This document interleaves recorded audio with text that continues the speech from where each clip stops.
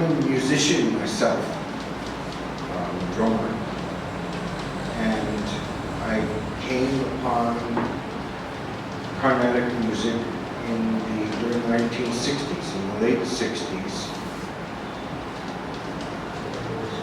almost by accident. And I didn't at first fully engage. I thought of myself as an American drummer.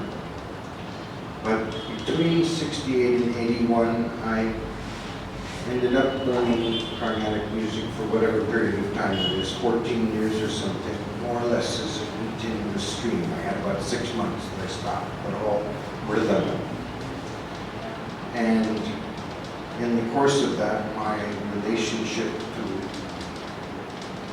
a lot of things, to music, and certainly to Madras, and to the performing arts here, changed a great deal.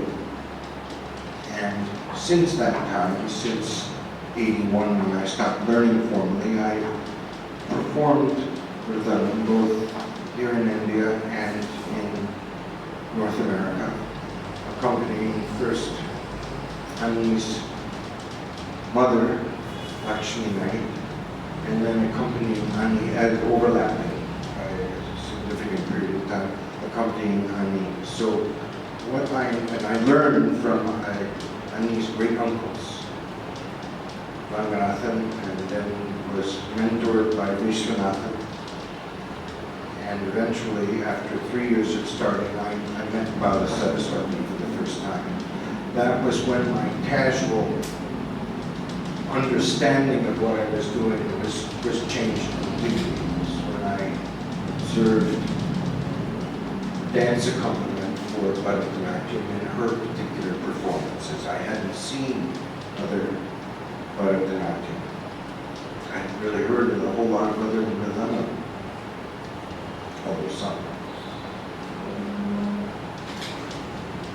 I hadn't set out certainly to be a scholar.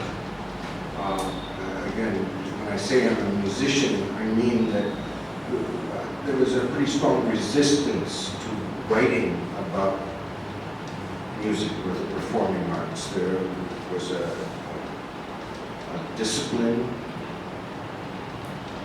of comparative musicology that I sort of tried to plug myself into, that I now realize I used opportunistically as a way of continuing to learn, and was exposed to that way of thinking that is Indian music as opposed to the music of this American. And that really didn't work for me at all. So I didn't set out to do anything except play music, and increasingly under this very specific way of thinking. I had the opportunity, in addition to learning with Ranganathan and Vishwanathan, who are distinguished musicians. Vishwanathan was Sangeeta Galanadi. He was an artist of tremendous distinction. Not that I realized that particularly then, as I look back on it. I just was following this very strong thrust of something I didn't understand. Bayama was very, very kind to me, very encouraging of something that was beyond what I was trying to set out to do. That's significant as things proceeded. Her encouragement was seminal in my own work, and she provided me with an opportunity to study with her drummer, a gentleman named Kupaswami Murthy. And Kupaswami, who was from Kanchipuram, was the last of accompanists, mridangaists who were trained in dance accompaniment. I also didn't realize that. But there was a separate, entirely separate tradition from the one that I had been exposed to in trying to understand, which was the accompaniment, of course, of the concert repertoire of Carnatic music. Kuppaswamy didn't play for that repertoire, didn't perform in those circumstances, and accompanied only Balasaraswati. He was a singer for some other dancers of his generation. He was senior in age to Bala.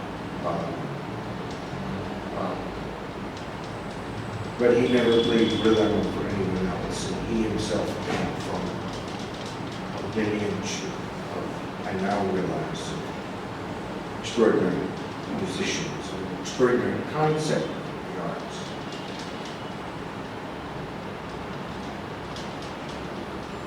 I observed Balama teaching her daughter how to dance, although I first noted to Lakshmi that it was very odd to me because she'd say I have a dance class and she'd go and they'd sit in Bala's bedroom and they'd sing. And after a number of, it was only days, it seemed like a very long time to me, I asked Lakshmi, I thought you were going to have a dance class. And she said, I was. And I said, but you were sitting down, I saw you. You were sitting down, you were singing. She said, oh, well, that's dance. That was an eye-opener for me. I don't come from a culture where, or at least at that time, where music and dance were the same thing, not at the levels of artistry that we're talking about. There were distinct traditions of musicians and dancers. So I observed Balama, this is all related to trying to write a book. I hope maybe that's recognizable. I observed that process of learning. I observed Lakshmi maturing. I was coached as a rhythmist with Lakshmi by her mother and with someone like. So I saw this generational sort of almost like a tube that I was looking through, but I didn't understand it from one generation to the next. That's extraordinary, but I had no way of really understanding what that meant. Lakshmi and I were married. I continued, persisted in the practice. I became more intimately aware of it, and we had a son. In the process of watching Ani learn, this is my son. In the process of watching Ani become the same thing, music and dance at once. I used the word earlier today with speaking with someone of triangulation. Suddenly there was a third point in the process, and it made it much more, revealed a lot more to me. It wasn't that as much that, well, it was as much that Ani was my son, but also that I had seen this process repeat twice, and I had seen it in Lakshmi, I had seen it from her. She was already a mature woman, so I didn't see it from early on. I saw her being taught when she was in her 30s. Early 30s, but 30s, the 20s. But Ani I watched from his infancy. From being on tour with Bala when he was a baby, less than a year old, laid out at classes, constantly exposed to this specific music and movement practice. And he started imitating it. Now I understand Balama commented later that she said if you wanted to understand her, just observe what Ani does. He playfully, I don't want to tell the story again, Ani's heard it so many times, of but of imitating dance before he could walk or before he would talk. He would imitate gesture, and he would insist through nonverbal, in a nonverbal manner, on particular pieces, and would gesture in particular pieces. That was very mysterious to me. I can relate to it if you're a certain.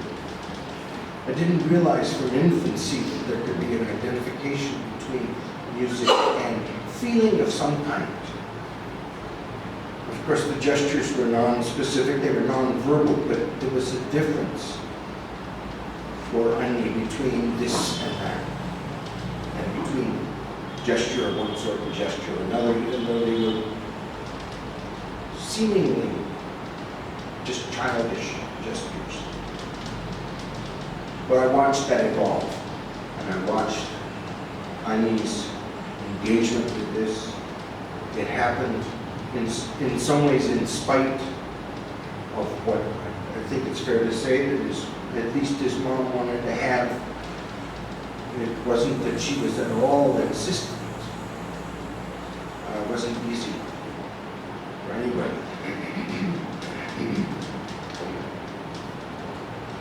But for whatever reason, and Ani, if he chooses to, would say something, it became the only thing that he was going to do.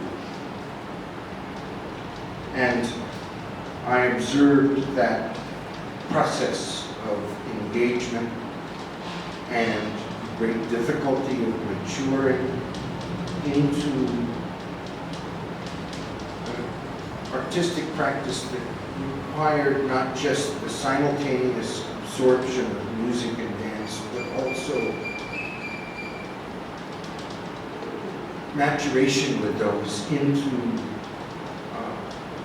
an art form, as opposed to it wasn't a matter of representation of lyrics or of things that he had seen before. It was maturing into something of his own definition and his own understanding. There are lots of reasons for that. It starts with the fact that he's a man. And I think if I could just pitch in there, just to mention that. Okay, can you just speak up a little bit? Yeah. Okay. That I think it's a good time to say that we have this misconception about tradition. This is something that I always say, that we expect something that's traditional to be in a particular mold that stays the same from generation to generation. But that's not how traditions survive. Traditions actually survive only through change. It's just that they change within a large, flexible structure. And time demands change.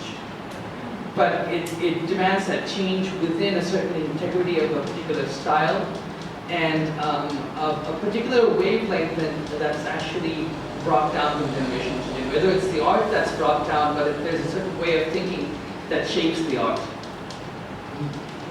So, sorry to interrupt. No, I'm very happy. For one thing, I'm accustomed to it. We've done things together before. But it's what I'm saying is a reflection upon something that I've observed. Ani is expressing what it is. And so all the interruption is perfectly appropriate. What Ani is saying is exactly what I'm trying to say in another way. I saw it go through two generations, and her descriptions of generations before, it was never the same from one generation to the next. But if you broke that mold that I'm just referring to, if you broke rules, that's the maturation part I was talking about. Yes, it's the ability to understand those rules and to absorb those rules, but then you have the right to break them. And they break by themselves. You don't have to force anything. That's what real contemporary art is. So that's where the definition between traditional and contemporary ends right there. It's just art. And where I feel today we're so obsessed about trying to put everything in particular niches. But as I develop with my art, I don't see that I fit into any particular niche that way. It's just dance, it's just music. Maybe it'll fit into something today, maybe it won't fit into that 10 years from now. But that's okay, and that's how it's supposed to be. I think at this point also, we just mentioned that Balama's, my grandmother's guru, Kandappa Pillai, was a contemporary of this time. So the tradition that I represent is actually a tradition of quote-unquote contemporary art. Because his approach to what the pure dance was and to what approach my grandmother developed with her abhinaya were unique. It wasn't something that her grandmother or her great-grandmother or her great-great-grandmother did. It was what she created along with other members of her family. So it was an art that grew so vast in each generation, from Dhanamart, who gave over this entire repertoire of padams and javalis and a way of practicing music, and then gave it to her daughter, who preserved that but also evolved that. And then when it was put together with the dance, when Balama learned dancing, both the music changed and the dance changed. That's why I always feel this particular style is, it's a unique example, but it's also a very bad example of what we can visualize, this quote unquote Devadasi dance. It has nothing to do with it. I don't know what that is. I don't think anybody knows what that is. So we have ended up creating this niche, which I've seen very recently, that we need to create this art form that was there before, this particular renaissance of dance that happened.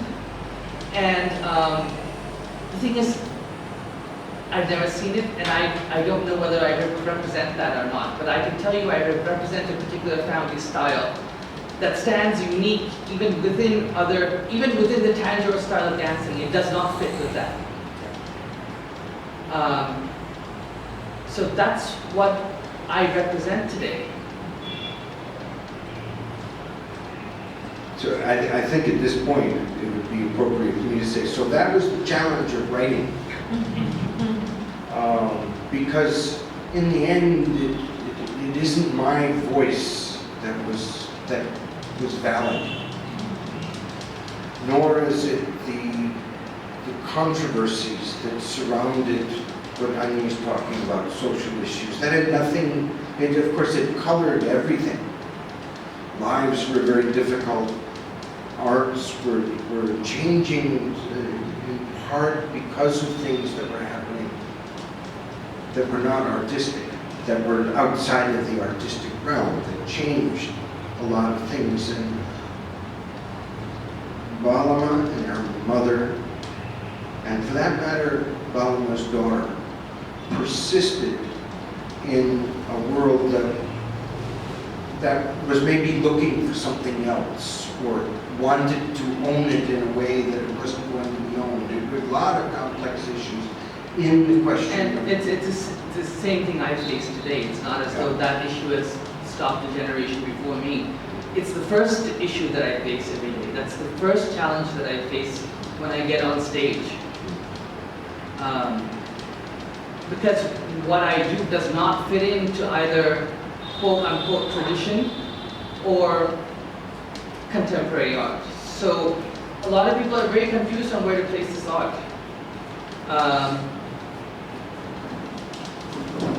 On top of all of this, the social understanding of what it's about. Me being a male artist, I'm actually the first male dancer in my family in 9 generations. So an art that was carried on by just women, but had male musicians. But how was I going to, the major challenge for me was how do I represent this art without needing to change it? Because if I do what I do is because of the art that I represent. It's not because I'm an artist independent of that. If I didn't have this, I wouldn't be an artist. It's my sole reason for doing it. So I inherited this great repertoire of music and dance, where people, even when my mother taught me, didn't know how it was going to look on a male dancer.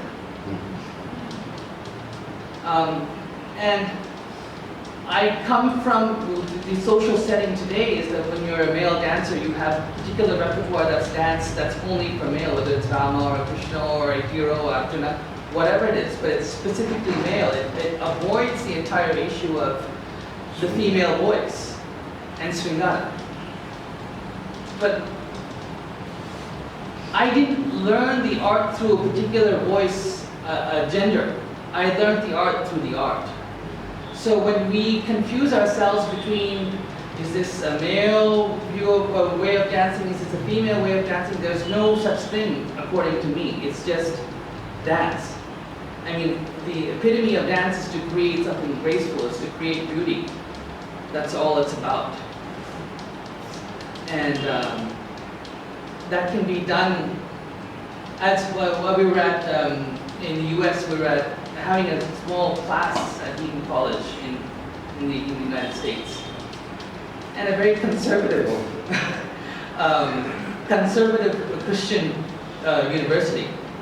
And I just blurted out, I said, men make better women than women do, because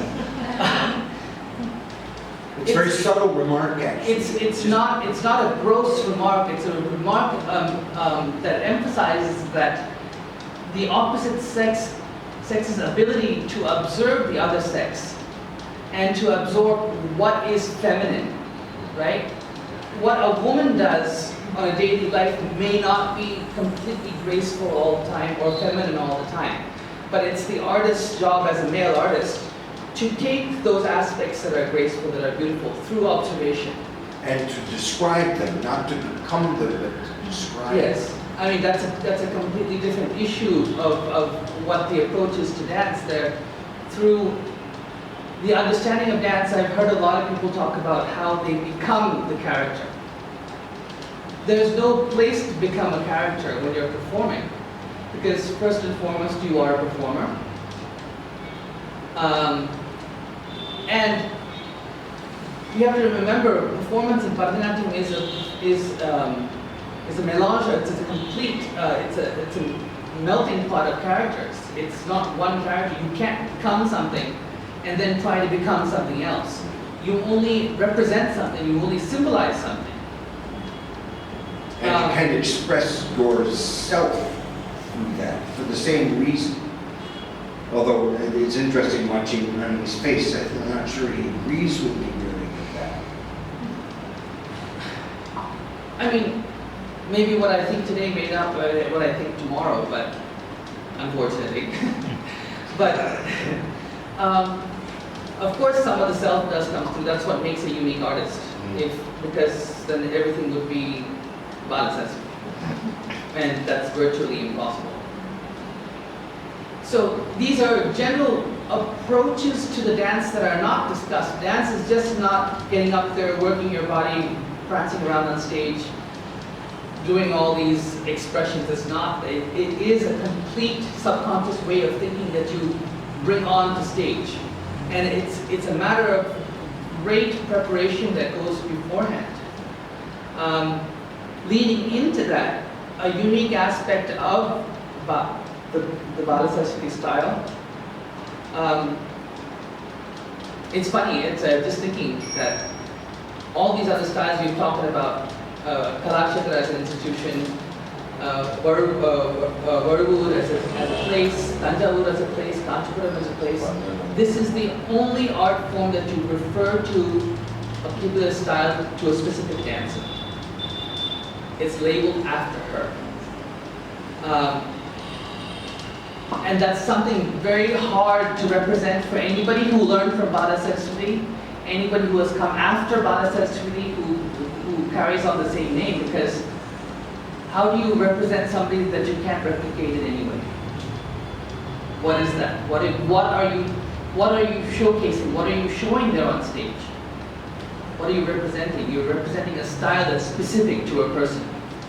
So that itself is another challenge that's faced. And that's the challenge also of writing, and that's the last I'll say about Yeah, that. I'm so sorry. I love what you're saying, and I'm just saying that what I'm saying as a dancer also, I know that some of you are writers, and that challenge of trying to represent a person without being hagiographic, without making the effort to say, oh, well, I knew her, or this or that, is the same sort of challenge, but it isn't the same challenge. And I think what we should do is, as soon as you want, is to transition to doing some of it. Yes, I just also want to make a few more other points that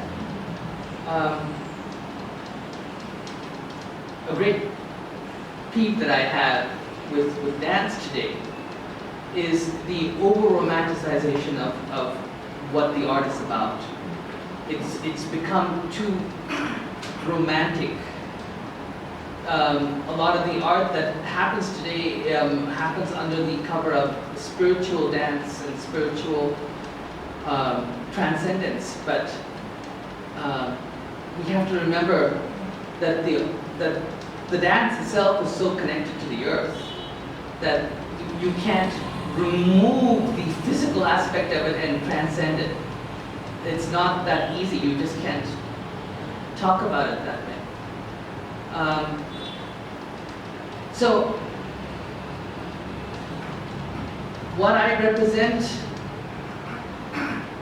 yes, but before I move on, just one aspect of that I wanted to mention was the manodharma of the interpretive or abhinaya aspect of the dance, where the dancer, that's all I've seen all my life was, each time watching my mother perform, she never practiced her abhinaya at home. It was always on stage. It just happened. It just evolved. And that's how I learned my abhinaya. That's how you learn it. You learn it through watching. It's not learning through classes. It's not this start at 9 and end at 10:30 and then you go home and it's over. But it's actually the observation of performance. So in that sense, yes, this is a traditional art form because there are still certain etiquettes, ways of respecting the musicians, respecting the stage, things that are done that are followed from generation to generation. And that stands unique. I also observed that all that type of etiquette has been lost. In this style, just an example, you see all these natarajas on the side of the stage. My grandmother never believed in that. She said, he's supposed to dance here, he's not supposed to be on the side. What's the use for a metal image if it's not going to be here? That's what nataraja is about. That's what the dance is about. It's not the separate physical representation of it being your puja, of it being your worship, but the process itself being a representation of something that's divine. So, I think we shall move on to the music because I'm sure we've swallowed a lot of the time. Well, I just thought of something that I wanted to add to what I'm saying, and it just occurred to me. When I started to learn with Kshetrayya, I was asked, how am I going to do this? He didn't share a language, he had never taught anyone before. And I was told, just when Lakshmi or Balama starts to dance, he'll just start playing. And sure enough, that's what happened. When he assessed what I was capable of, he showed me how to accompany something in a very specific piece. And these were new fingerings for me, and it was very difficult, and I knew he was hard to work. And I went and I worked and I worked and I worked on getting these fingerings and playing it right. And I came out, and I don't know if it was the same day or next day, we were in Balasaraswati's house. And I played it and he said no. And he played something else. And this went on for a week or so until I was getting quite frustrated. And I said, I don't know what to do. Every time I sit down, he says no. And Lakshmi said to me, you have to decide, do you want to learn from him or not? And that's really what Ani is saying. That was the choice. I was trying to create circumstances in which I could learn, and I was missing the opportunity to learn. I missed the point. And just to finish this up, what I had to figure out was, what was it that was the same for him for that moment? Of course it was different, but what was it that was the same? And it was this etiquette and behavioral thing that Ani's talking about,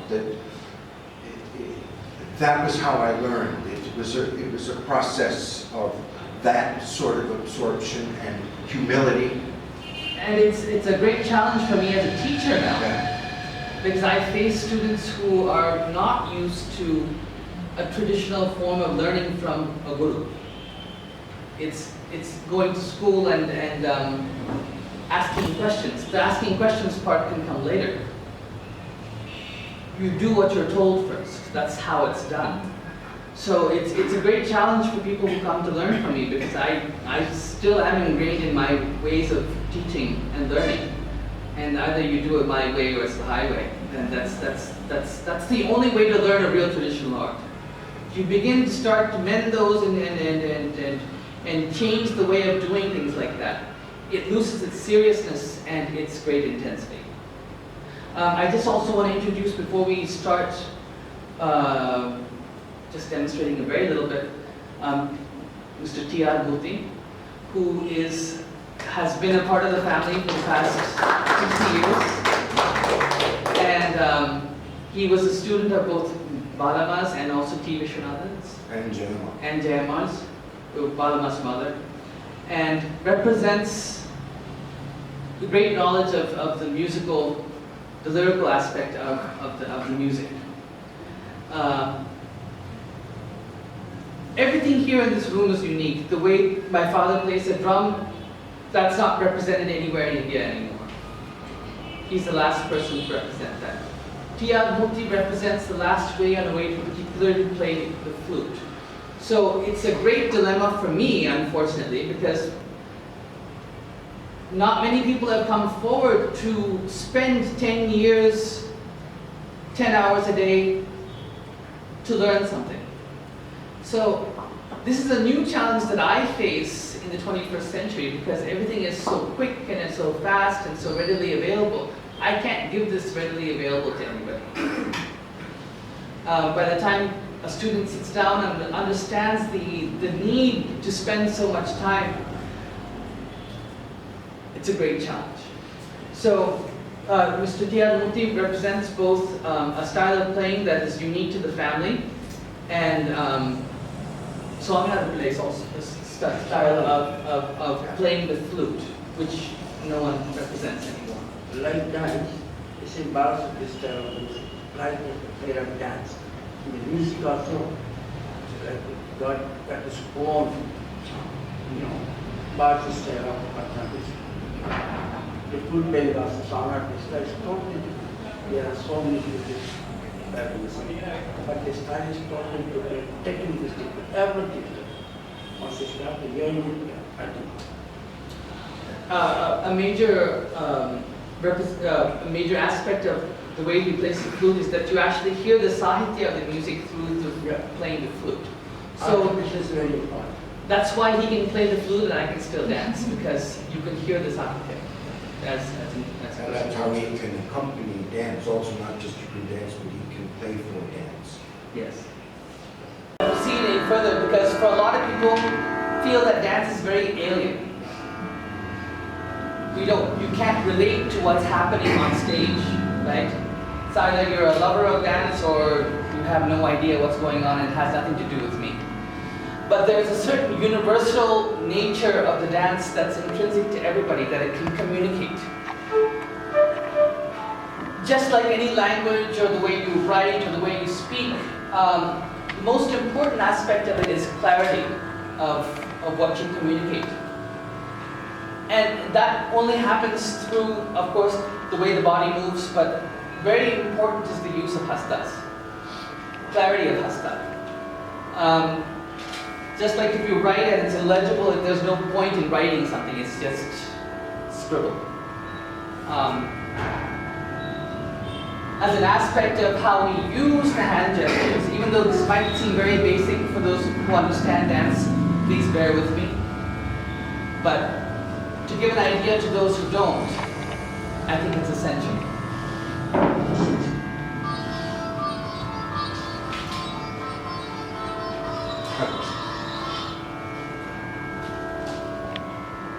Just the way you use padam.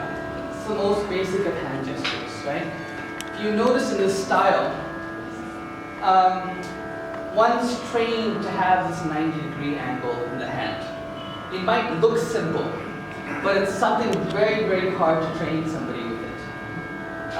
For those of you who haven't had any experience with dance, I would like you just to try to bend your hand to that extent and just hold it for 10 seconds. Where the wrist actually bends. You see? And that's how everything is used. That's the basis for it. That clarity comes from that cut, because the hand is a separate entity altogether. It's what speaks by itself. So just pataka by itself means nothing. I mean, it means flag, but what does it mean in context of dancing? You just use this to describe oneself. This me, I, right? It can be me,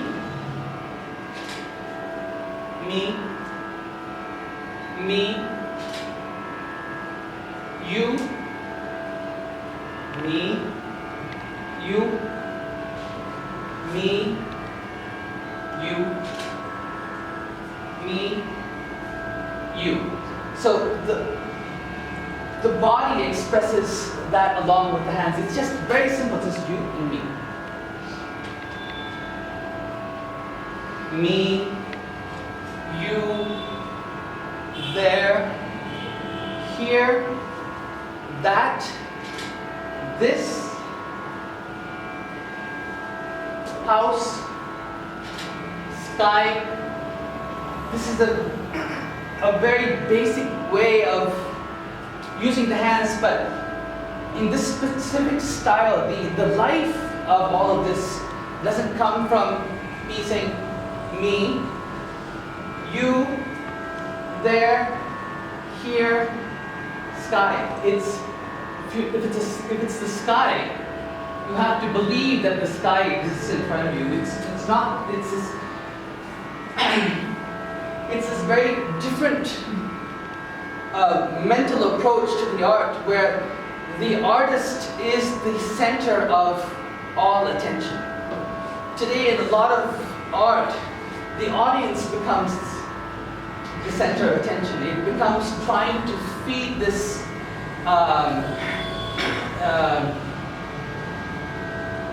one's individual appetite. So you notice that a lot of artists will be always looking into the audience for that battle between. And that's natural for anybody. But for this, if I know what I'm doing as an artist, as a dancer, you'll automatically feel it, because you'll come into my realm. And if I can't do that, I've failed at what I'm supposed to do. So it's a great challenge. It's more of a challenge for an artist than just satisfying an audience, because you have to make sure you're satisfied yourself, or else it doesn't work. And that's part of the demand and magic of family, of hereditary arts, that there is always a master that is there. Me, you, house, road,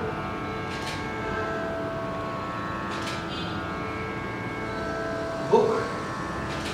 It's just not book, it's book.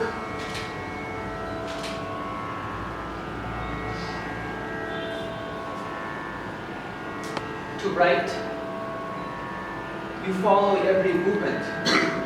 To think, to think, to think, to think, to think, think.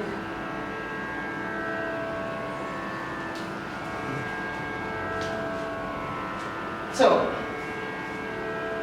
what we're going to do today is not something that's planned.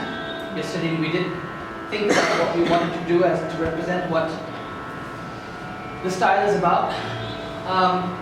So we're just going to take an excerpt, a single line from a padam. So a padam is a lyrical piece that was created for dance. So there's a specific dance repertoire and there's other Carnatic music. We as a family tradition only use the dance repertoire music. We don't, with the exception of a very few pieces, don't use the Carnatic music repertoire. So no Tyagaraja, no Dikshadhar, no Shama Shastri, that's music. There are two different worlds, there are two different approaches in music.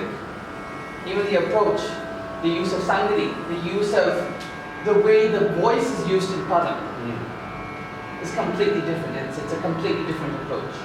If I can interrupt one point though, that the repository of the Carnatic repertoire and tradition that was carried forward from the 18th, directly from, among others, Tyagaraja, Shama Shastri, from the Dikshadhar. It was Ani's ancestors who were the students that brought that forward. He's not suggesting that they are specialized in a musical repertoire and set separately. They were very, very distinguished performers, and there were a number of generations who didn't perform with dance but knew and grew the repertoire. It was my grandmother and my grandmother who received these padams from Dhanam, but they changed it again according to the dance. So within the Dhanamal tradition of music, you have music that's from the Vrindava style, Vrinda Mukta style, which is more concert-based. And then you have the Balasaraswati style of music. The same piece will not be rendered the same way. And it's a matter of great contention within the family. And you can't mix one with the other. You can't. You have to be specifically trained to sing for dance. It's just, I can't have anyone who just knows music to come and sit and sing. It doesn't work that way. So this padam, the Ragam Begada, Yaarukkaagilum bayama. So who's there to fear? Who should I fear? Let them talk. Is it really any that big a secret? Is the line, is that how it starts? What's the Ragam?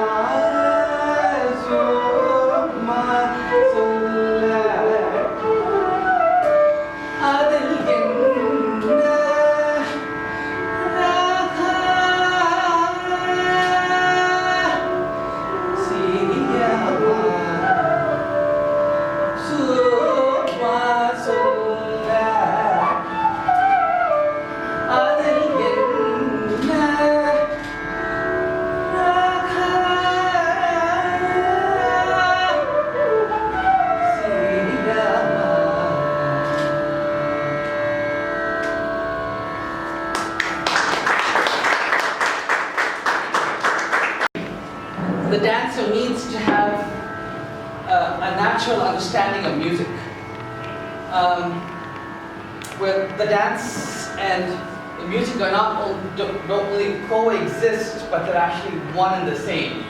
They merge together because whether I emote from the sahitya, the lyrics of the music or not, which of course that exists, but the movement and emotion actually comes from the way the music is played. You see, in the tradition of music, the same padam, Yaarukkaagilum, bayama.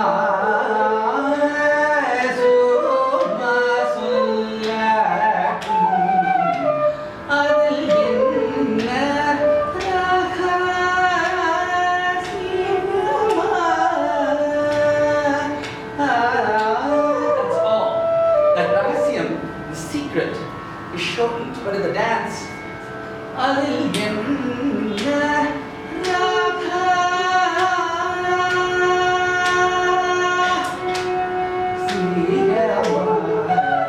it's extended because the body needs that time to express itself. It's just not rahasyam.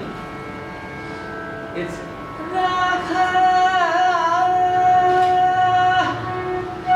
there's a complete movement to it. And each piece has its own approach to the way, why things are extended and why things are shortened and why certain sangadis are the way that they are.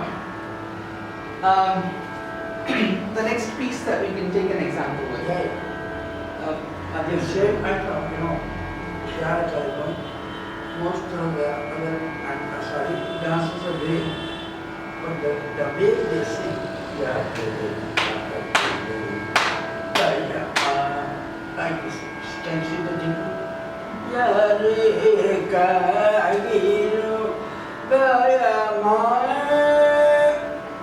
Yaarukkaagilum, bayama. See, you can see the difference. And just to realize that,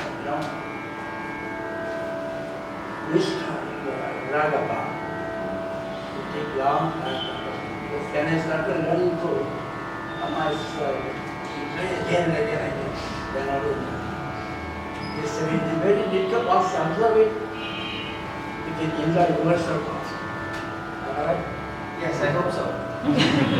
Also, a characteristic of this style is that the dancer determines through music the number of repetitions of a particular line of lyrics, so that it's not limited by the composition in that way. And the demand on the musician is to constantly keep that flowing and emerging. It's not really a demand, it just happens. It is a great demand. It's a great demand. It's a demand of the dancer and a demand of the musician because we always have to be in sync with each other. And it's always a give and take. So if the musicians sing one extra, you have to know how to dance that one extra. If they sing one less, you have to know how to cut short the entire sancharya, what you're doing, and to bring it back to the next line. Or even that's something sometimes that it's necessary. If you can't cut it short, you have to be able to sing out the line and say, "Illa, we're coming back to the same line." So it's a great tug of war between the musicians, and it's a friendly tug of war. And that tension is what it's all about. And it's that tension that actually drives the dancer, because if I knew what I was going to do for a specific day, I most likely would not do this, because that's the challenge of it. It's to be faced with that, is to be an uncertainty of, it's a 50-50 chance of failing and or succeeding.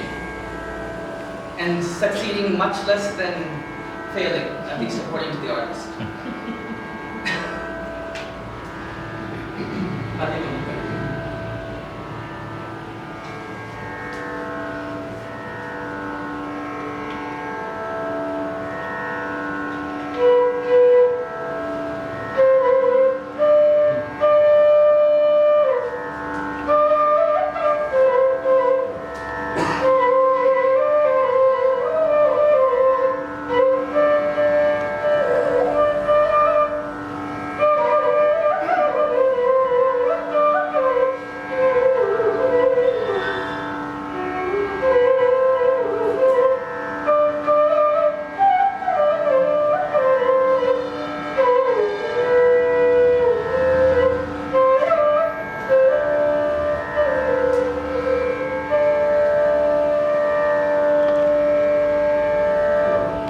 We'll just demonstrate just a line of a Kshetrayya padam, Paiyada, Paimeeda, in Raga.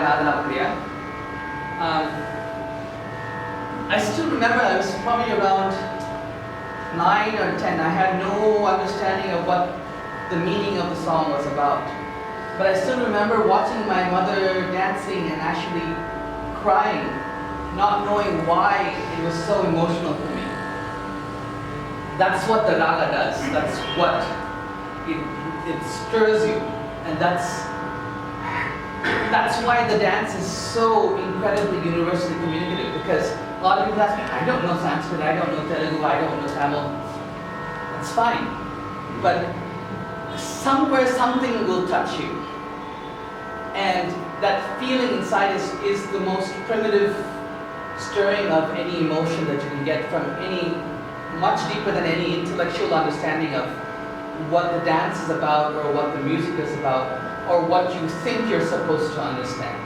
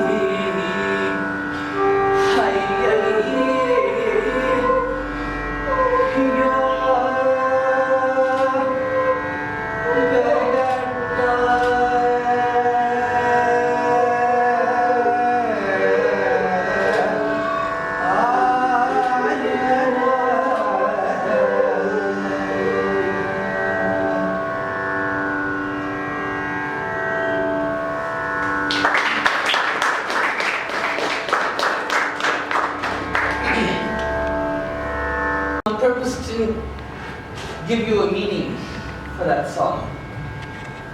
Because whether you feel something, don't feel something, it's something that is an individual experience. It has nothing to do with understanding it. That's a lot of times I have that problem with audiences, particularly in Chennai, because they want that immediate gratification. They want it fast food.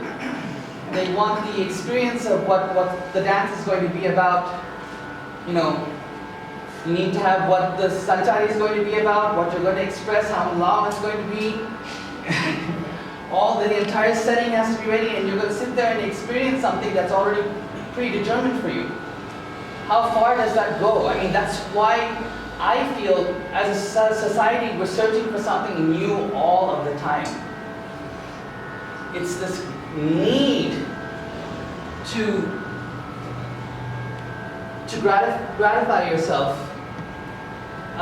quickly. There's no time to enjoy anything. Even as a performer, I'm giving 1 hour and 15 minutes to do a amalgam of dance that takes at least 2 hours, 2.5 hours to come to some kind of warm-up.